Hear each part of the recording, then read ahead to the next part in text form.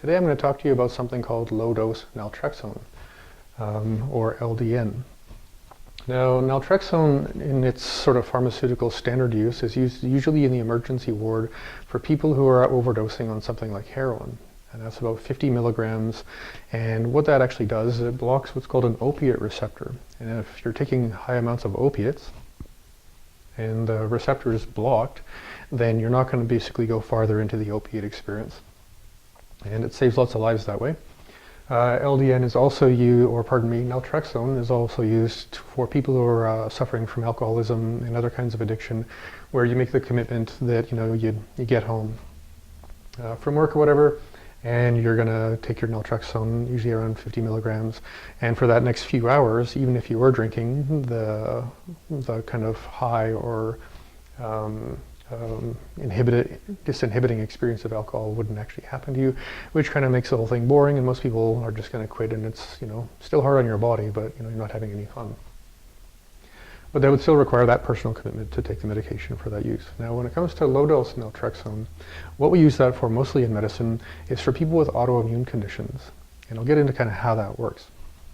So most people are taking between 1.5 to 4.5 milligrams of naltrexone, and again, standard dose is 50. If you're taking 1.5, that's a really low dose. But it still has this interesting effect around blocking an opiate receptor. Now, you have opiate receptors all over the place in your brain, but especially in your immune system cells. So if you're taking your low-dose naltrexone, and some people take it before bed, some people take it in the morning, the medication comes along and it blocks the opiate receptors all over the place, but specifically on your immune system cells. Now, your immune system cells don't like that very much because there are certain endorphins in your body that regulate kind of the military aspect of your immune system, in the sense of if it's really, really upset or if it's really, really dormant. And with autoimmune conditions, your immune system is typically really, really upset, and for whatever reason, which I'll get into in another video, it's actually upset with some tissue in your body, and it's causing this process of an illness to progress. So we take the low-dose naltrexone, the LDN, it blocks the receptor. The immune system cell sends out a message, a little molecule that says, where's the endorphins? Right? So your brain is going, oh, well, I guess we should secrete some more endorphins. So now your body starts to get this, sort of, well, it's a very small dose, but, subtle rush of endorphins in the body. And some people feel it, some people don't. And after about approximately 4 hours, the medication runs its course, and then you have this increase in endorphins that your brain and your immune system and your glands and stuff have been producing for the last 4 hours, and they're all circulating through your blood supply looking for a place to go. And now that the endorphin blocking effect of the drug has been diminished, all the endorphins go into these receptor sites, making your immune system feel kind of nurtured and loved and taken care of. And then the kind of messengers it sends to the rest of your immune system change, right? So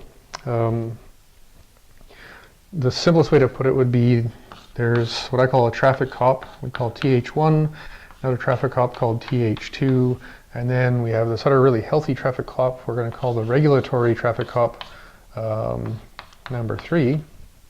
And regulatory means keeping it somewhere in the middle, not too far to the left or the right. Depending on your condition, and I'll get into this in another video because it's kind of complicated, the illness process is either going to be run by an abundance of TH1 or an abundance of TH2. And everyone who talks about this, we talk about how it's kind of like a teeter-totter or a seesaw.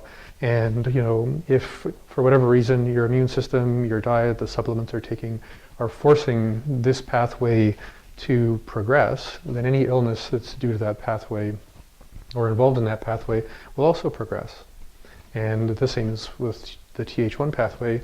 If your immune system, your diet, your supplements are pushing this pathway, then what you're going to see is that illness progress. But if we can basically kind of trick your immune system and the secretion of endorphins to produce a higher amount of the regulatory T3, the healthy traffic cop that takes you in the direction that you want to go instead of the direction that makes you sick in this way or sicker in that way, You see a lot of people, especially with Crohn's disease, MS, some degree fibromyalgia, arthritis, chronic fatigue syndrome. I don't know, the list is getting longer and longer pretty much every year, of illnesses that a simple amount of a pharmaceutical medication, and here I am being an integrative medicine doctor saying, well, there is a pharmaceutical that's actually good for you and may do something really, really helpful.